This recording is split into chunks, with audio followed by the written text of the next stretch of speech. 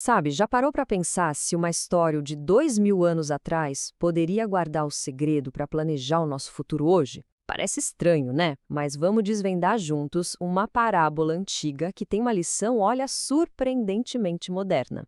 Quando a gente pensa em garantir o futuro, o que vem na cabeça? Geralmente são coisas bem práticas, né? Previdência, um bom plano de saúde, talvez a casa própria, a herança que vai ficar para a família. Mas será que é só isso mesmo? Pois é, uma parábola bem famosa vem e desafia essa nossa lógica fazendo uma pergunta muito mais profunda. O que é o futuro de verdade?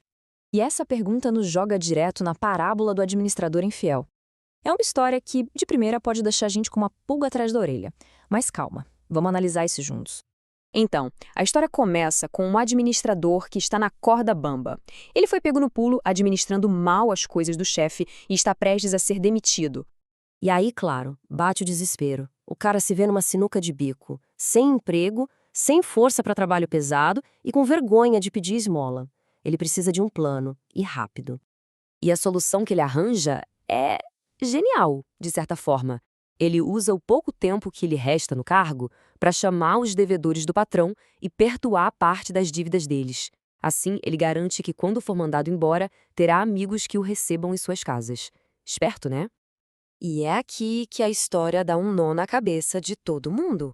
Em vez de ficar furioso com a fraude, o patrão elogia o administrador, elogia o cara por ter agido com esperteza. Peraí, como assim? O chefe elogiando quem acabou de lesar a empresa? A história está, por acaso, defendendo a corrupção? O que está acontecendo aqui?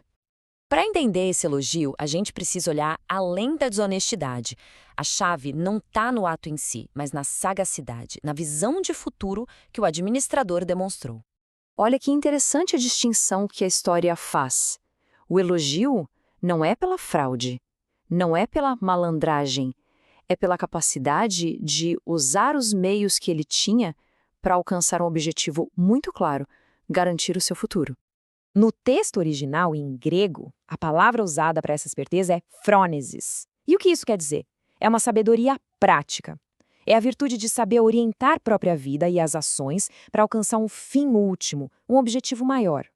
E é usando essa ideia de prudência que a parábola desenha um contraste poderoso entre duas formas de viver. E aqui vem a grande provocação da história. É um alerta, quase um puxão de orelha.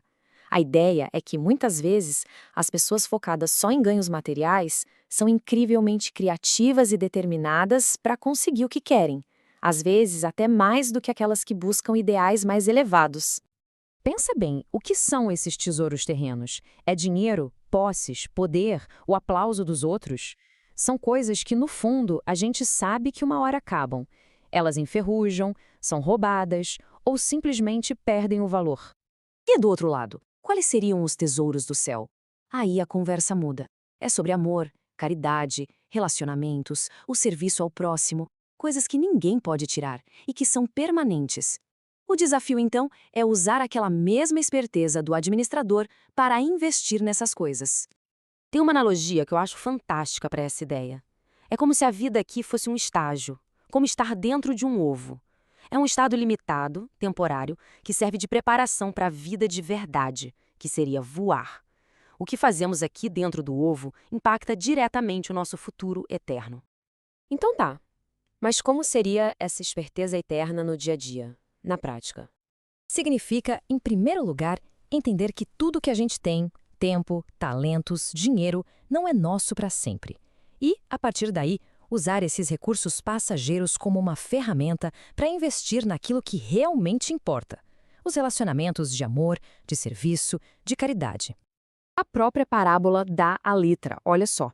Ela diz para usar os bens terrenos, que são temporários, e muitas vezes vem de um sistema injusto para garantir um acolhimento eterno. É uma inversão de valores total.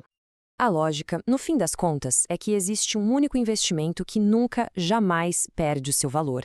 E esse investimento é o amor, porque, diante da finitude da vida, é a única coisa que realmente fica.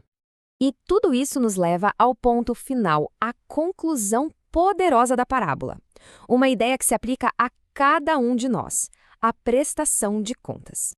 A mensagem final é que todos nós, sem exceção, somos administradores. Administradores dos dons que recebemos. E que, um dia, vai chegar a hora de apresentar as contas do que fizemos com tudo isso. Aquelas mesmas palavras ditas ao administrador, lá do começo da história. Presta-me conta da tua administração. Um dia serão ditas a cada um de nós. E assim a parábola termina, mas deixa essa pergunta no ar ecoando, né? Quando chegar a nossa vez de prestar contas, o que a nossa contabilidade vai mostrar? Fica aí a reflexão.